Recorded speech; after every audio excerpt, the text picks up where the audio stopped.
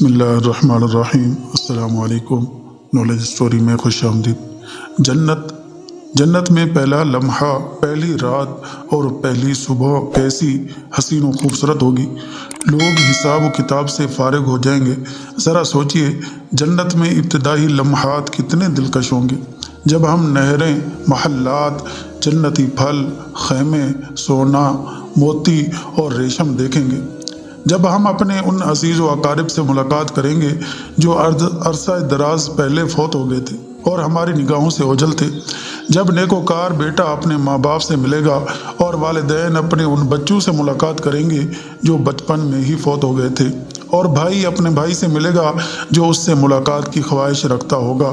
جب ہم مریض کو شفا یاب دیکھیں گے، غمگین کو مسرور دیکھیں گے، بوڑھے کو جوانی کی حالت میں دیکھیں گے، اور کیسا حسین منظر ہوگا کہ جب ہم انبیاء کرام علیہم السلام سے ملاقات کا شرف پائیں گے، صحابہ کرام علیہم الرضوان کو سلام پیش کریں گے، شہدائے اسلام کی زیارت کریں گے اور جاگتی آنکھوں سے فرشتوں کو دیکھیں گے۔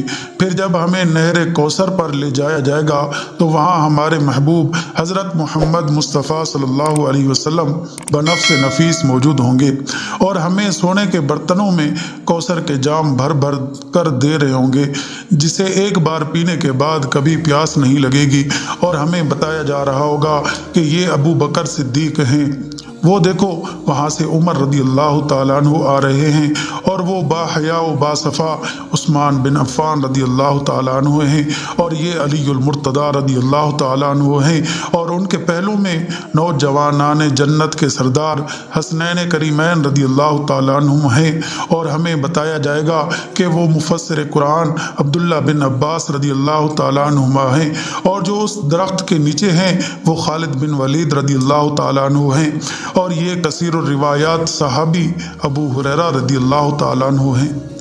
پھر ہم ایک میٹھی اور سریلی آواز سنیں گے تو سب لوگ رب تعالیٰ کی وحدانیت اور کبریائی بیان کرتے ہوئے صاحب آواز کے بارے میں پوچھیں گے تو فوراً بتا دیا جائے گا کہ یہ اللہ کے جلیل القدر نبی داؤد علیہ السلام ہیں۔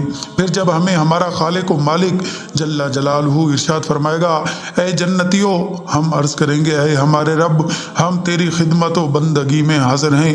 اللہ تعالیٰ فرمائے گا، کیا تمہیں کسی اور چیز کی طلب ہے جو میں تمہیں عطا کروں؟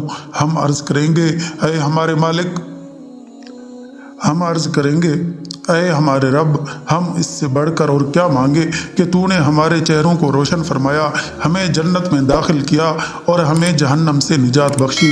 پس اللہ رب العزت حجاب اٹھا دے گا اور ہم دیدار الہی سے مشرف ہوں گے۔